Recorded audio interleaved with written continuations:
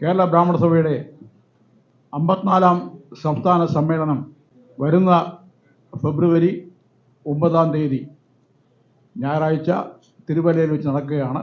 എന്നോടൊപ്പം ഈ കോൺഫറൻസിൽ പങ്കെടുക്കുന്നത് കേരള ബ്രാഹ്മണ സഭയുടെ general secretary Shri M Sankaranarayanan, സംസ്ഥാന ഖജാൻജി ശ്രീ എം പരശുരാമൻ, തിരുവനന്തപുരം ജില്ലാ അധ്യക്ഷൻ ശ്രീ ടി എസ് മണി, തിരുവനന്തപുരം ജില്ലയുടെ വനിതാ അധ്യക്ഷയായ ശ്രീമതി രാധാ രംഗൻ, സംസ്ഥാന ജോയിന്റ് സെക്രട്ടറിമാരായ ശ്രീ ശങ്കരൻ, ശ്രീ കെ എസ് കൃഷ്ണൻ, സംസ്ഥാന സമിതി അംഗങ്ങളായ ശ്രീ കെ എസ് രഘുനാഥൻ, ശ്രീ സുന്ദരേശൻ.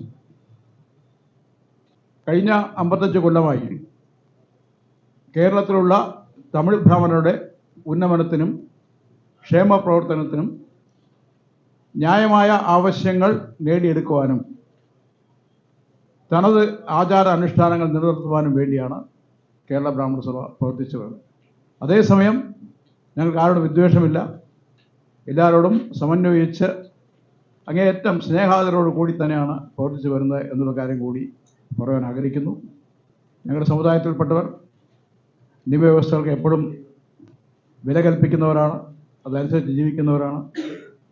ആ രീതിയിൽ തന്നെ തുടർന്നും ഞങ്ങളുടെ ജീവിതം നയിക്കണമെന്നും ഉണ്ടാകണമെന്നും വരുന്ന തലമുറയ്ക്കും അത് പറഞ്ഞു കൊടുത്ത് മുന്നോട്ട് പോകുന്ന ഒരു സമുദായമാണ് ബ്രാഹ്മണ സമുദായം. ഈ സമ്മേളനം ക്ഷേത്രങ്ങളുടെ ക്ഷേത്രമായ ശബരിമല സ്ഥിതി ചെയ്യുന്ന പത്തനംതിട്ട ജില്ലയിലാണ് നടക്കുന്നത്. പത്തനംതിട്ട ജില്ലയിൽ തിരുവല്ല 108 ദിവ്യക്ഷേത്രങ്ങളൊന്നായ ശ്രീവല്ലഭ ക്ഷേത്രത്തിൻ്റെ സാന്നിധ്യം കൊണ്ട് പ്രസിദ്ധമാണ്. ആ ദിവ്യ പ്രദേശത്താണ് ഈ സമ്മേളനം നടത്തുന്നത്.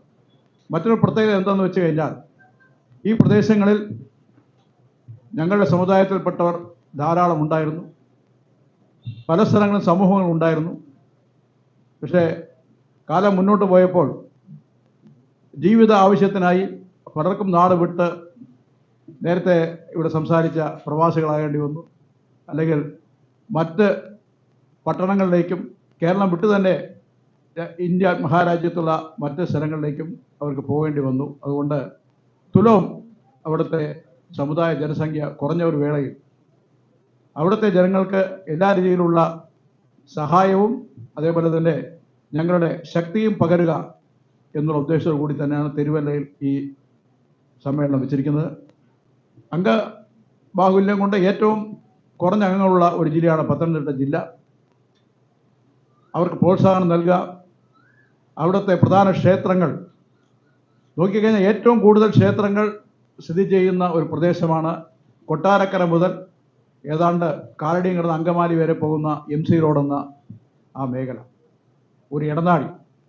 ആ ഇടനാഴിയിൽ കൊട്ടാരക്കര മഹാഗണപതി ക്ഷേത്രം തുടങ്ങിക്കഴിഞ്ഞാൽ അതുപോലെ അങ്ങോട്ട് പല പല ക്ഷേത്രങ്ങളുണ്ട്.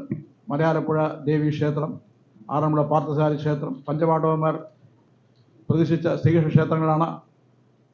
തിരുച്ചിറ്റാറ്റ്, തൃപ്പുലിയൂർ, ആറന്മുള, അതേപോലെ തിരുവാൻവണ്ടൂർ, തൃക്കൊടിത്താനം, ചെങ്ങന്നൂർ മഹാദേവ ക്ഷേത്രം, ഇങ്ങനെ പല പല ക്ഷേത്രങ്ങൾ സ്ഥിതി ചെയ്യുന്ന ഏറ്റവും പ്രധാനമായ ശിവക്ഷേത്രങ്ങളായ ഏറ്റുമാനൂർ, കടുത്തുരുത്തി, വെക്കം, ഇതെല്ലാം അടക്കം ഈ ഇടനാഴിലാണ് സ്ഥിതി ചെയ്യുന്നത്. അപ്പോൾ അവിടുത്തെ ഈ ക്ഷേത്രങ്ങളുടെ കൂടുതൽ വികാസത്തിനും ഞങ്ങളുടെ ജനങ്ങൾ അതിൽ കൂടുതൽ പങ്കെടുക്കുവാനും വേണ്ടി കൂടിയാണ് ഈ സമ്മേളനം തിരുവല്ലയിൽ വെച്ച് നടത്തുന്നത് എന്നുകൂടി നിങ്ങളോട് പറയാൻ വളരെ സന്തോഷമുണ്ട്.